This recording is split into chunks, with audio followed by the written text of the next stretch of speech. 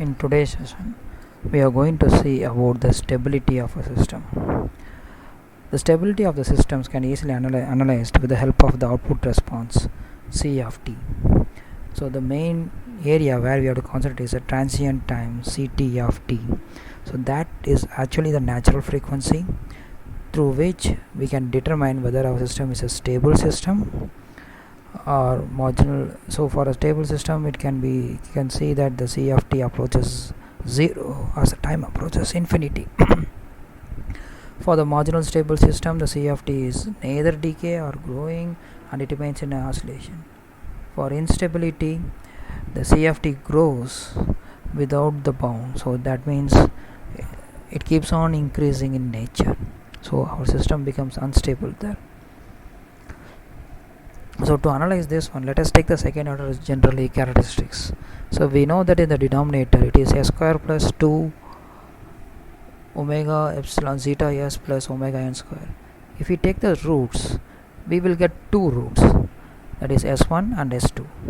So if you write that equations in a general format, we can write the equation as s1 comma s2 equal to sigma 1 plus or minus sigma 1 sigma and plus or minus j omega.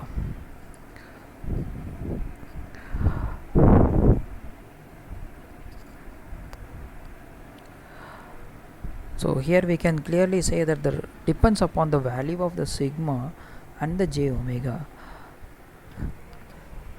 We can say the system is stable system, unstable system, or marginally stable system.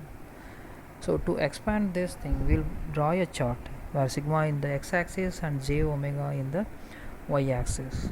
So this graph is called S-plane, just similar like our x and y plane. So here, since we are here taking the S parameter, we'll name this graph as a S-plane. So in the S-plane, as we have told earlier, the x-axis will be of sigma, whereas in the y-axis it will be of j omega. So for a stable in this one, again we can, the center is a 0 for us, followed by the negative axis will be of -1, -2, -3, -3, whereas in the right hand side will be of 1, 2, 1, 3. So the poles location determines whether the system is a stable system or not.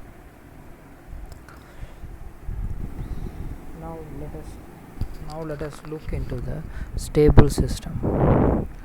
In a stable system, all the roots has to lie on the negative axis of sigma. So whenever the root lies on the negative side or the left hand side of the graph, then the system is a stable system. So wherever it may be the poles location, but if it lie on the negative side, the system is a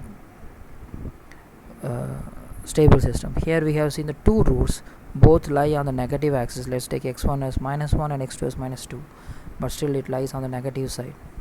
Now if we look, there is a two more is added, x3 and x4. Now what happens here is, now it has a frequency component available, whereas in the two previous scenarios we don't have the frequency component. That means it is a DC one. Now it is a straight away comes into a stable system, whereas when there is a j omega component is there, then our system response will be of having a small oscillations available there. So we can see the graph will looks like there is a overshoot and slowly it tries to come to a settling to a required voltage. So this we have this kind of response we have already seen in the last module.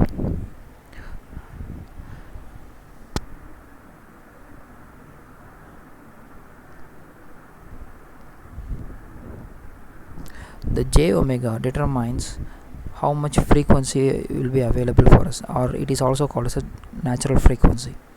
Now in this case everything lies on the left hand side of the graph, so all the poles or this system is a stable system for us. When we go for the marginal stable system, here we have to look that in the marginal stable system it will lie exactly on the j omega axis. It can be positive j omega and it is a negative j omega, and it is a non-repetitive roots. We have to keep in mind it is a non-repetitive roots. So here we can see x1 and x2, so they are not repetitive in nature, so the values can be of plus or minus j, that means plus or minus j1, so it is a not repetitive. Then the system is marginally stable. If we disturb a system little bit, then it can go to a stable or unstable location. So again I have added a few more poles, that is x3 and 4. Still it is in a marginally stable system. When it comes to the unstable, the roots are repetitive in nature. See, the imaginary roots are repetitive in nature. So in previously the roots are not repetitive, here the roots are repetitive. That means the system becomes unstable for us. So if the system has to be unstable again, it has to be lie on the imaginary axis and it has to be a repetitive roots, or if any of the poles lie on the right hand side of the graph, the system automatically becomes a unstable system. So here we have two poles in the imaginary axis as well as on the right hand side, the system automatically becomes a unstable system. Despite of having many poles on the left hand side, it doesn't matter now, our system is unstable.